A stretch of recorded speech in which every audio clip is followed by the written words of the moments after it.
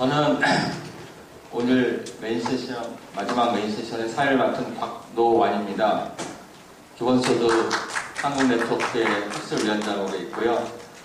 발표하시는 선생님들 글을 읽어봤더니 굉장히 연구를 많이 하셨는데 특이한 게 금융 문제를 다루시는데 두 분은 경제 전문가가 원래 아니셨던 분이어서 아까 분업의 폐지 얘기를 했는데 다시 그 분업의 폐지를 모범적으로 실천하고 계시는 분 같습니다.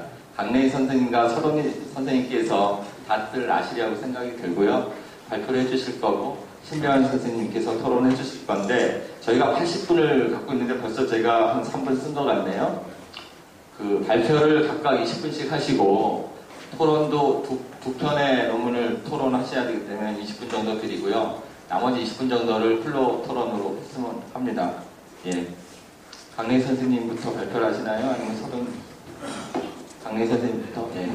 해주십시오.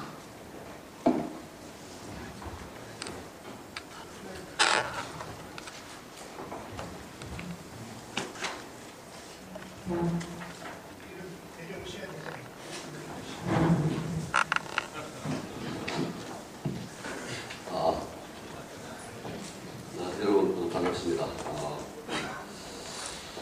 제 소속이 인문학과인데 이런 발표를 하게 돼서 죄송합니다. 이 비전문가가 잘 모르고 말을 해서도 많이 좀 봐주시기 바랍니다. 이 제목이 일상의 금융화와 리듬 변화인데요. 이걸 저는 문화정치 경제학적 관점에서 분석해보고 정리해보고자 합니다. 그런데 질문이 이겁니다. 금융화가 지금 자본 축적의 핵심 전략으로 떠오르는 것 같은데 이게 이렇게 되면 일상 리듬이 어떻게 바뀔까? 라고 하는 질문을 할 수도 있고 그러면 그런 변화가 자본주의적 지배에 어떤 영향을 미칠까? 그리고 또 자본주의를 극복하려고 하는 기획에 어떤 의미가 있는 것일까? 이게 이제 제 질문인데요. 그리고 또 제가 이 채택한 문제 설정은 문화정치 경제라고 하는 것인데, 문화정치 경제라고 하는 것은 사회적 실체를 구성하는 주요 층위 또는 신급을 문화와 정치와 경제로 보고 요 세 층위들 간의 상호 관련 속에서 작동하는 그런 복잡한 전체, 이게 문화정치 경제라고 하는 간단하게 정의해도, 이 정의는 이렇게 보는 것은 흔히 말하는 토대 상부 구조론의 결정에 대한 생각을 인정하되 그런 결정 관계가 단순 결정은 아닌 것으로 봐야 된다. 그런 입장을 가지고 있습니다. 간단하게 제가 최근에 주요 경제 지표를 여기저기 신문에 찾아가지고 한번 살펴봤습니다.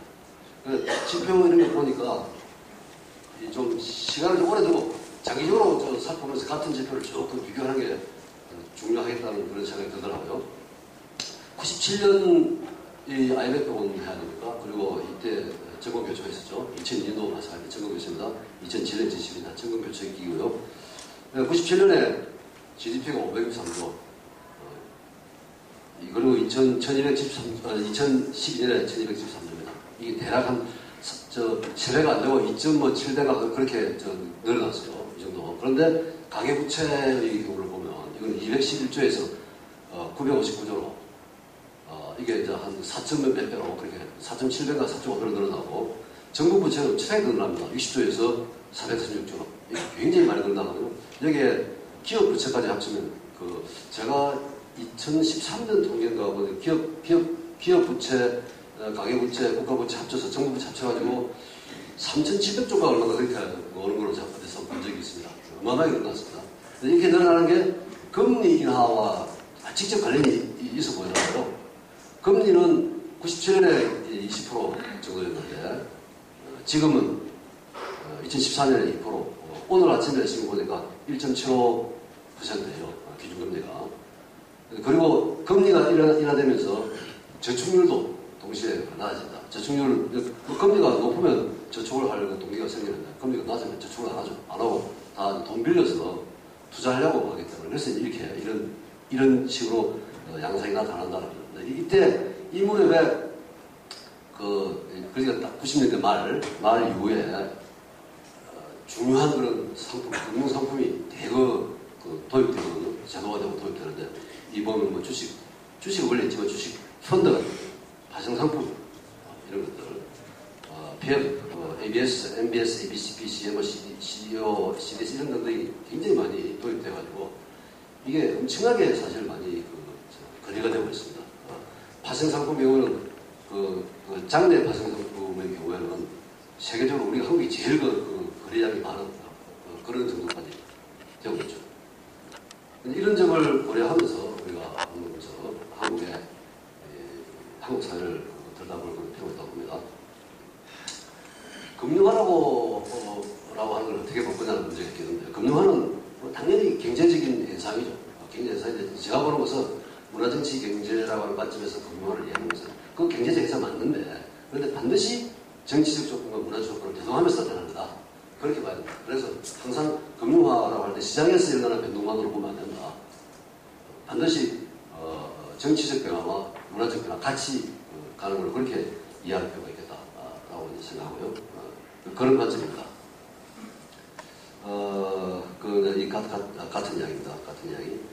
그래서 그러면 금융화와 일상생활의 관계를 좀 살펴보겠는데요. 일단 일상의 금융화를 보여주는 친구들이 우리 주변에 굉장히 많습니다. 그중 하나가 투자행위가 굉장히 증가하고 있다. 투자행위가 빈번하게 투자행위를 하고 있다. 근데 부동산, 주식, 발생상품, 펀드 투자자들이 증가하고. 근데 제가 이런저런 통계를 가지고 추산을 해봤는데, 한국의 금융 투자자가 대략 한 1,000만 명이나 그 이상 되지 않겠느냐 싶더라고요. 이게 최종적으로 확인을 못했습니다. 못했는데 제가 이제 아무래도 그 정도로 되겠다 하는 그런 생각이 들더라고요. 이게 그리고 또 YTN 같은 그런 24시간 텔레비전 방송 채널 화면 하단에 보면 계속해서 금융 관련 정보가 주식, 시가, 환율, 금리 이게 쫙 계속 매일매일 나옵니다. 계속해서. 그리고 이 빚을 재산으로 생각하고 부채를 자산화하는 그런 경향이 많이 된다고 하죠. 부채가 증가한다는 것이 바로 부채를 자산화한다는 거예요. 빌려서 투자를 하고 있고, 최근에 이명박 정부 박근혜 정부 공익 이런 돈 빌려서 집 사라고 이렇게 붙이고 있죠. 그리고 또 자산 관리를 하는 그런 행위가 일상적으로 삶속에서 늘어나고 있습니다. 포트폴리오를 관리하는 그런 것이라든가, 또는 직장에 있으면 자기 실적 같은 것을 마치 자산처럼 관리하는 그런 균형 성과 같은 이런 것들이 그런 활용이 많이 나오고 있고, 그리고 주식 가치를 강조한다든가, 단기 실적주의가 강조한다든가, 이런 것들. 미학에서도 이런 적시성, 일회성, 일지성이 강조되는 이런 경향입니다. 그리고 이렇게 되면서 제가 말하는 속도 기제가 황금하게 많이 되는 것 같습니다. 이에 대해서 나중에도 한 번 더 설명할 기회가 있을지 모르겠네요. 그래서 제가 어떤 기사를 보니까 금융화를 이렇게, 일상생활의 금융화를 이렇게 말하고 있어요. 집주인이 밖에서 문을 톡톡 두드리는 같은 그런 평범한 일도 이제는 수천 마일을 떨어진 수천 투자자와 연루되어서 그 사람들이 모두 그 집주인으로 하여금 더 많은 이윤을 추출하도록 촉구하는. 그러니까 집주인이 와서 문 두드리는 것도 그런 관계 속에서 돈이 급해서 빨리 문 두드려서 돈 내라고, 집세 내라고 그렇게 하는 것으로 되는 것이 일상의 금융화다. 이렇게 설명하더라고요. 노동 현장의 노동 강도가 강화되는 것도 금융화의 효과라고 생각합니다. 저는 김진숙 지도위원이 공공투쟁을 할 때, 300m 공공투쟁 할 때, 그 양상은, 물론 한진중공업이 부산에서 빼가지고 필리핀에 어디 가니까 그걸 하는데, 한진중공업의 회장이, 이름 생각이 나는데, 회장이 공장 빼서 나가려고 하는 것도 저는 발생사건의 거래 때문에 자꾸 개인 자본으로서도 어쩔 수 없이 나갈 수밖에 없는 그런 구도가 있다고 봅니다. 근데 그걸 그래서 그 사람 두둔하는 것이 아니라 그런 메커니즘을 우리가 이해하는 것이 중요하다고 저는 생각하고요. 또, 개인 포트폴리오 관리하는 투자처 다변화되고, 그러니까 포트폴리오 관리하고, 또 젊은 사람들이 깜냥 쌓기, 스펙 쌓는 이런 일들이 많이 하는 것도 다 이 금융화 이 진행으로 인해서 생겨나는 현상 중에 하나겠다라고 봅니다. 그래서 일상의 리듬이 바뀌죠. 자산의 이동으로 자산 가치가 변동하고, 그러니까 자산 가치 변동과 연동이 되는 그 위험 관리가 일상사가 되고, 이렇게 되면 삶의 신진대사와 리듬이 더욱 급하게 지지 않겠습니까? 왜냐하면 금융화는 자본운동에서 자본운동이 보통 M, C, M-로 표기가 되는데, 이 금융화는 M, M-운동이란 말이죠. 그러니까 중간에 생산 그 과정이 생략되어 있는 거예요. 그러니까 자본의 그 회전 속도가 확실히 빨라지는 것이죠. 보면. 그래서 이런 그 자본의 회전 속도가 빨라짐에 따라서 삶의 신진대사로 그리고 리듬도 빠르게 수밖에 없다라고 봐야 될 것 같습니다. 그리고 이제 금융화가 이 사회적 속도를 증가시키는 데는 중요한 이유가 있는데, 그게 저는 미래 할인 행위가 강력하게 확산되는 것이라고 봅니다. 미래 할인이라는 것은 이제 미래 시간을 현재 공간에 끌어들이는 행위고, 그리고 이제 할인이라고 하는 것은 미래 할인은 이자율을 적용하는 행위거든요. 이자율을 적용하는 행위는, 이자율이라는 것은 1년 후에 이자율 5%라고 한다면 100원에 5%면 105원이 되겠죠. 5원이 되겠죠. 그런데 1년 후에 105원이 지금 100원하고 같더라니까. 그러니까 1년 후에 105원에 대해서 5원을 깎는 것이기 때문에 미래의 가치를 할인하는데, 이런 행위가 잦아지면, 현재에서 미래의 가치를 할인하는 행위가 잦아지면 이것은 바로 투자가 많이 일어나고 있다는 걸 말하는데, 이런 투자가 금융화는 돈 빌려주는 행위가 굉장히 만연하고 있다는 것이고, 따라서 그에 따라서 미래를 할인하는 행위가 만연한다는 것을 의미하기 때문에, 그래서 사회적 속도가 빨라진다고 볼 수 있겠습니다. 네, 넘어가고요. 그래서 이제 일상의 리듬 및 속도 변화 양상을 살펴본다면 이겠습니다. 자, M-운동이 강화되니까 자본의 회전기간이 최대로 단축되고, 그런데 이걸 단축을 보여주는 한계가 초단타 매매라고 하는 건데, 한국은 이게 없습니다만 미국은 이게 있는 거죠. 근데 초단타 매매는 차익 거래, 환율 가지고 하는 차익 거래에서 많이 보는데, 이게 100만 분의 1초 사이에 생기는 그 외환 차익을 놓고 일어나는 그 매매거든요. 그러니까 이래 되면 이게 100만 분의 1초 가지고 100만 분의 1초 사이에 거래가 되는 것이죠. 이 거래가 이루어지려고 그러면 기본적으로 초고성능 그 컴퓨터가 도움돼서 그 거래가 이루어지는데, 이런 것들이 만연되면 기본적으로 우리 주변에 제가 볼 때는 빅기계라고 할 수 있는 것이, 빅기계가 황금하게 사용되어야 됩니다. 컴퓨터가 일어나야 되는 거죠. 그래서 빅기계는 뭐냐면 광섬유를 활용하는 그런 기계, 속도기계는 이런 기계들이 우리 그 삶 속에 깊이 침투 들어가야 되고, 이렇게 새로 생기는 건물마다 이 건물을 위시해서 지금 저도 지금 빅기계를 사용하고 있지 않습니까? 이렇게 되면 이런 기계의 얼굴로 나타나는 것이 유리 같아요. 그래서 오늘 유리벽이 이 대부분 고층 건물에 벽면을 이루고 있는 것도 유리가 바로 이런 내부에 장착된 빅기계의 그 작동을 오히려 반영해서 보여주는 것이 아닌가 하는 비유적으로 그렇게 생각할 수 있을 것 같습니다. 속도 증가 기제가 만연하는데, 속도 증가 기제는 제가 볼 때는 금융체계가 제일 중요하겠고, 그리고 생산, 유통, 소비가 연계되는 그런 체계가 있지 않겠습니까? 그런 체계가 자본 회전 기간을 단축하기 위해서 이 연계 체계가 고속도로 작동하는 그런 일을 하고, 영능체계, 우리가 하는 영능체계라든가 개성체계라든가 일상생활체계, 교통체계, 매체체 이런 것들이 서로 맞물리면서 이 삶의 속도를, 그러니까 이 사회적 신진대사, 물질대사의 속도를 가속화시킨다 라고 볼 수 있겠죠. 그리고 이런 것하고 공명을 이루면서 이렇게 빨라지니까 대중문화적으로도 속도감이 더 빨라져야 되기 때문에 그런 감을 반영하고 있는 그런 장르가, 속도 장르가 부를 수 있는 것들이 많이 나올 것 같습니다. 단적으로 저는 트렌드 드라마라도 힙합 같은 것이 그런 것과 공명하는 그런 현상이 아닌가 생각합니다. 대충 이 정도로 얘기하고요.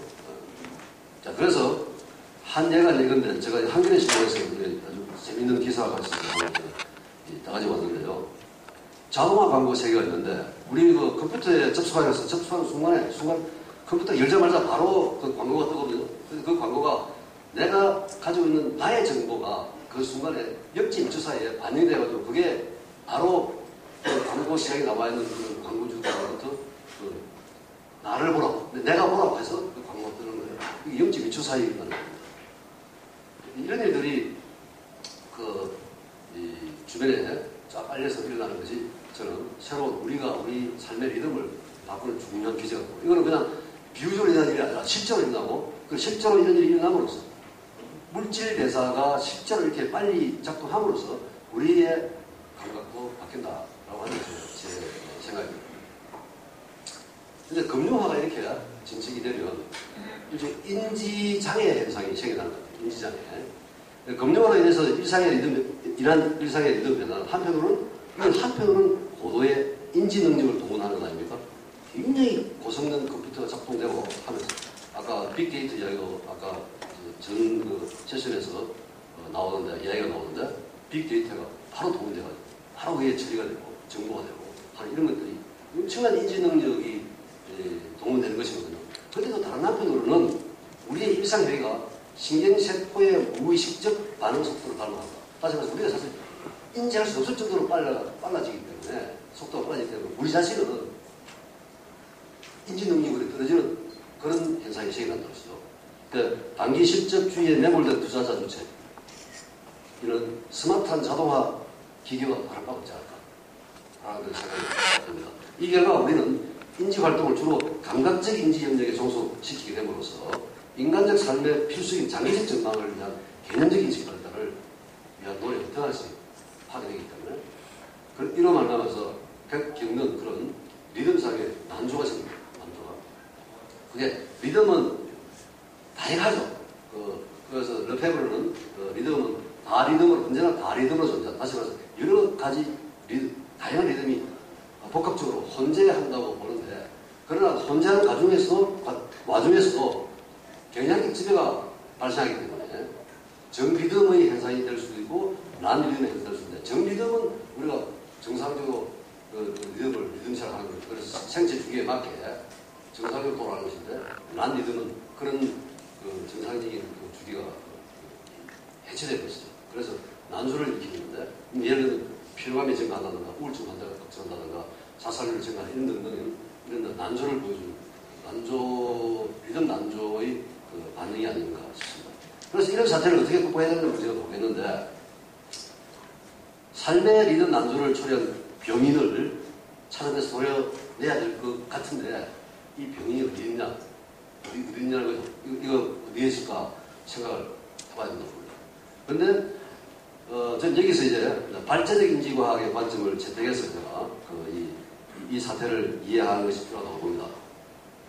이 발전적 인지과학의 관점에서 보면 한 유기체의 인지작용이라는 것은 외부의 객관적 현실에 대한 표상이라기보다는 3분 남았습니다. 그보다는 그것이 속한 환경과의 상호작용을 통해 만들어진 역동적 자기생성 현상입니다. 그러니까 원인이 밖에 있는 게 아니라는 거죠. 내 안에도 있고, 그리고 그게 서로 상호작용해서 일어나는 것이지. 그러니까 금융화도 저는 외부에 있는 금융 세력이 우리에게 강요해서 우리가 일방적으로 당하는 것이라기보다는 한편으로는 그런 게 분명히 있습니다. 그러나 다른 한편으로는 우리 내부에서 그 금융화를 또 추구하는 그런 경향이 동시에 서로 상호작용을 하면서 일어나는 것을 보고, 이렇게 보면서 우리가 겪는 일종의 유기체적 구조 변화를 우리가 겪는데, 이것 금융화도 이런 식으로 이해해야 되지 않을까 싶습니다. 그래서 금융화를 그렇다면 저들의 것만이 아니라 우리 것이기도 하다. 한국 경우 금융상품 투자자 1,000만 원 넘는다. 또 은행권 부채 짊어지고 있는 가구가 1,000만이 넘는다. 이런 등등이 바로 우리도 거기에 참여하고 있다는 것을 말해주는 것이라고 봅니다. 그래서 일상의 금융화를 제 식으로 문화정치 경제 문제 설정에 의해서 살펴보면, 금융화라는 것은 문화와 정치와 경제의 상호 결정 과정을 통해서 진행되는 현상이다 라고 보는 것이 필요하고, 그리고 금융화는 물론 최종적으로는 경제적인 성격을 갖지만 또 하나 언제나 정치적이고 문화적인 것이라고 봐야 된다고. 이 부분은 제가 오늘 이 발표에서는 제가 말씀 많이 못 드립니다. 제가 이제 글에서는 좀 써놨는데 좀 참고하시기 바랍니다. 그리고 이제 금융화는 말씀드린 대로 우리가 만들어가는 것이기도 하다. 외부로부터 오지 않는다. 따라서 이때의 금융화는 우리의 일상의 자유로운 감각과 자연스러운 감각과 지각 수준에까지 들어와 있다. 인식하고 여기에 대한 성찰이나 인적 없이는 사실은 외부에 있는 것으로만 지구에서 사실 자본주의가 바깥에 있는 것으로 봐서는 안 되지 않는다 라는 것입니다. 결론을 제가 읽는 것으로 끝내겠습니다. 금융화가 일상을 지배하고 일상의 미시적 실천이 금융화를 주도하며 나아가 이 과정에서 새로운 인지적 습속이 형성되어 사람들이 금융적 주체로 전환된다는 것은 신자유주의 시대의 자본주의 지배가 얼마나 전면적이고 근본적이며 치밀한 것인지 보여준다고 봅니다. 이 지배의 올가미에서 벗어나는 것은 따라서 결코 쉬운 일이 아니겠지만 새로운 삶을 추구하려는 세력이라면 당연히 이 올가미가 작동하는 방식을 제대로 이해할 필요가 있을 것 같습니다. 이런 이해는 물론 미시적인 수준의 이해에 속하지만 그렇다고 결여할 수 없는 그런 중요한 것이라고 봅니다. 사회처럼 복잡한 체계에서는 어느 작은 부위에서 일어나는 변일지라도 큰 변화를 일으킬 수 있지 않을까 싶어요. 기계라고 하는 것은 정밀할수록 작은 부품 도장으로 전체 세계 오작동으로 할 수도 있기 때문이죠. 그래서 오늘날 작동하는 자본주의 사회기계에서 감각과 지각에서의 새로운 변화가 가져올 수 있는 진폭이 의외로 클 수 있다고 하는 사실을 인정해야 될 것 같고, 그래서 1.3의 금융화와 리듬 분석은 그런 점에서 우리를 하여 작지만 의미 있는 새로운 실천의 장을 확보하라고 권유하거나 요구하고 있는 것 같습니다. 이상 감사합니다. 네.